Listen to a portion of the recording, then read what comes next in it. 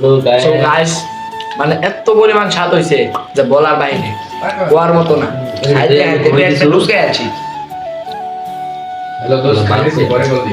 Hello ভাই, সাইকেলটাকে সাথে নিয়ে হাঁটতে হাঁটতে বাসা থেকে বেরিয়ে পড়লাম। সাইকেল চালিয়ে রওনা দিলাম বাজারের দিকে। সাইকেলটাকে রাস্তার পাশে দাঁড় করিয়ে হাঁটতে হাঁটতে চলে আসলাম বাজারে। বাজারে আসা মাত্রই ভালো একটা মুদির দোকানে ঢুকে পড়লাম। তারপর দিয়ে বাচ্চা আটা মাপতেছে। যেহেতু আমাদের পরিচিত দোকান, তাই বাচ্চা তার নিজ হাতে আটা মাপতেছে।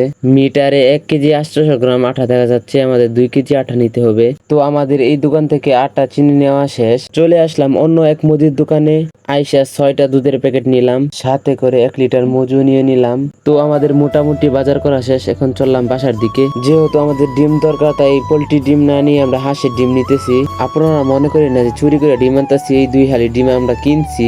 ডিম নেওয়া শেষ, এখন চলে আসলাম বাসায়। বাসায় আসার সময় দেখি সাইকেলটা বাইরে দাঁড় করানো। তো সাইকেলটাকে গেটের ভিতরে নিয়ে আসলো। যেহেতু আমরা বাজার থেকে আসছি, সেহেতু আমাদের হাত মুখ ধুতে হবে। প্রথমে বাসা ওয়াশরুমে ডেকে হাত পা ধুতেছে, আমি ভিডিও করতেছি। তারপর আমি হাত পা ধুতেছি, বাসা ভিডিও করতেছে। হাত পা মুখ সুন্দরভাবে ধুয়ে ফ্রেশ হয়ে গেলাম। তারপর চলে আসলাম বেয়াসিং এর সামনে। তো আমরা 3-4 জন মিলে বেয়াসিং এর গ্লাসে ছবি তুলতেছিলাম। এদিক দিয়ে রুটি বানানোর জন্য সব সরঞ্জাম তৈরি করতেছে। 6টা দুধের প্যাকেট আটাতে দেওয়ার পর বাচ্চা হাত দিয়ে মাখামাখি করতেছে, আবার আটার মাঝে ডিমও দিতেছে। একে একে 8টা ডিম দিয়ে দিয়েছে আটার মাঝে। তারপর পেঁয়াজ নিতে চলে আসলাম বাসাদের ঘরে। পেঁয়াজ নেওয়া শেষ, এখন চলে আসলাম রান্নাঘরে।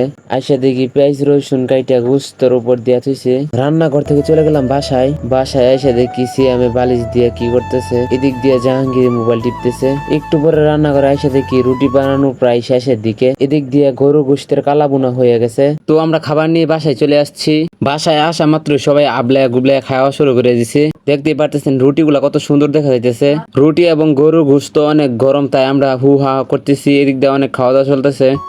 সো গাইস, মানে এত পরিমাণ স্বাদ হইছে যে বলার বাইরে, কোয়ার মতো না। খাইতে খাইতে পেটে ঢুকে আছি।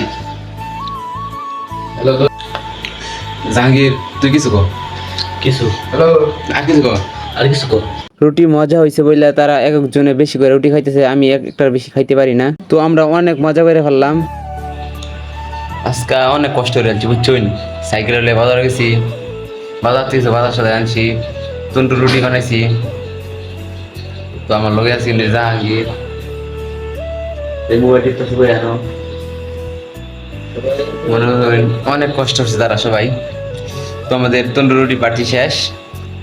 অঞ্চলে দেবো মজুর পার্টি, ঠিক আছে। বাচ্চা ফ্রিজ থেকে মজুটা বার করে নিয়ে আসলো আমাদের জন্য। তো আমরা মজু খাওয়া শুরু করে দিলাম। প্রথমে মজু খাইতেছি আমি। আমার মজু খাওয়ার মাঝে তারা দুষ্টামি করতে, আমি হাসিয়া দিছি। তারপর খাবে জাহাঙ্গীর। তো গাইস, ভিডিওগুলো কেমন হয়েছে একটু কমেন্ট করে জানাবেন।